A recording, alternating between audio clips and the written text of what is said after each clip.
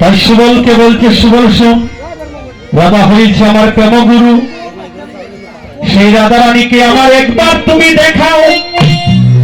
সুবলের রাধা বিনে আমার প্রাণ বাঁচে না। তুমি যখন আমাকে মালা দিয়েছো, ভালোই করেছো। আজকে আমরা সেই লীলার শেষ প্রান্তে চলে এসেছি। সবাইকে আমি এই একটা নিমন্ত্রণ পত্র আপনাদেরকে দেব। নিমন্ত্রণটা হলো, বৈশাখ মাস আসছে সামনে, বৈশাখ মাসে আমাদের গুরুপাঠে হরিনাম মহাযজ্ঞের আয়োজন করা হয়েছে।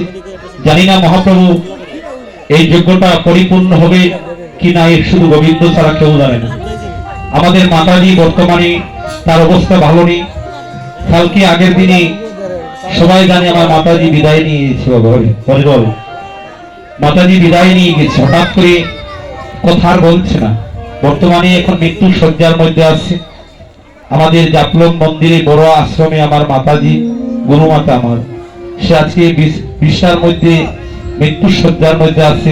যারা যারা আমার গুরু ভাইরা আছো, আপনারা দেখে আসবেন আমাদের মাতাজিকে, কেন অবস্থা তার ভালো নয়, যাওয়ার অবস্থায় আছে। আমাদের সেই কীর্তন একটা, আমার গুরুপাঠে আমার গুরুদেবের যে কীর্তন আমরা প্রতি বছর সেই উৎসবটা পালন করি। আজকে সেই তিথিটা পড়েছে বৈশাখ মাসের 17 তারিখ শুভ দিবস। এই যে আসছে বৈশাখ মাস শুভ 17 তারিখ অধিবাস, 18 তারিখ কীর্তন হবে। দয়া করে আপনারা সবাই চরণ দিলে দিবেন। সেখানে কীর্তনী পরিবেশন করবে আমার শ্রদ্ধেয় বন্ধু মানুষ, আমার দিরাই থেকে মিন্টু সরকার। আরেকজন কীর্তনী আসবে কুলাউড়া থেকে বিদ্যুৎ মল্লিক দাস, সেও এখানে কীর্তন পরিবেশন করবে। আর মহাপ্রভুর কৃপা হলে আমি এখানে কীর্তন পরিবেশন করব। দয়া করে আপনারা চরণ দুলি দিবেন। এই কীর্তনটাই একমাত্র বিখ্যাত কীর্তন। হরিবল, এই কীর্তনটা একমাত্র বিখ্যাত কীর্তন।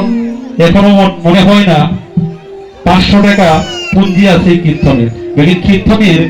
কীর্তনের বাজেট হয়ে গেছে 3.5 লক্ষ টাকা, তো 1 টাকা মনে হয় পুঁজি নাই।